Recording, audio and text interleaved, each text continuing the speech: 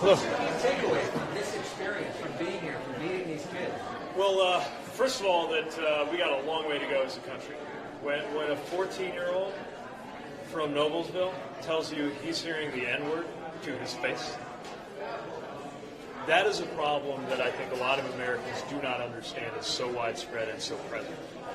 And I know Noblesville, it's not the most diverse community. Same with Racine, one of the students was from there. It is a reminder that racism, especially of that type, is not a black problem, it is a white problem. And white America needs to be having a conversation with itself about what kind of atmosphere is being created for kids to grow with.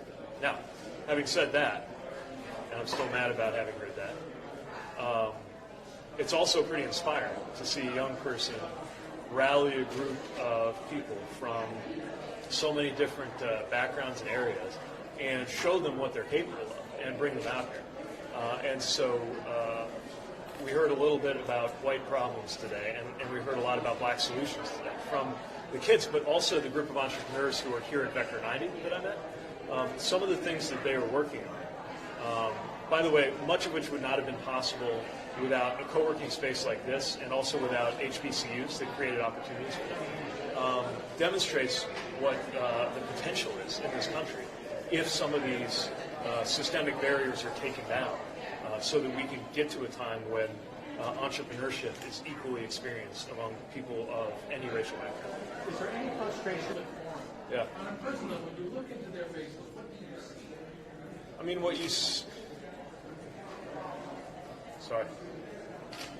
you see is really promising, really bright, really impressive kids who are being hurt for these stupidest reasons.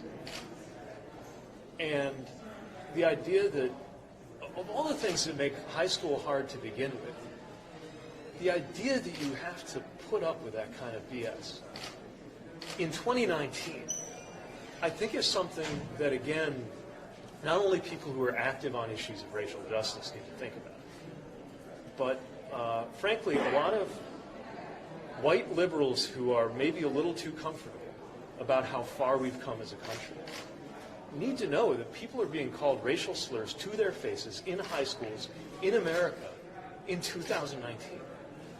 To be honest, I didn't know the kids were on the agenda today. It was kind of a happy accident. And again, I don't want to come off as just angry about this. I'm also really happy about what these kids are displaying. But how can you listen to that and not realize just how much trouble we're in? And obviously, we've got a president who's making it worse. Let's not pretend that the president invented this problem or that it'll go away when we beat it. This is a society-wide issue. Think about the jobs those kids can create. Think about the families they can raise. And think about how this entire country is better off when they don't have to be held back over absolute nonsense. So I'm glad I had that opportunity, even though it wasn't planned. Thank you. Thank you. Thank you.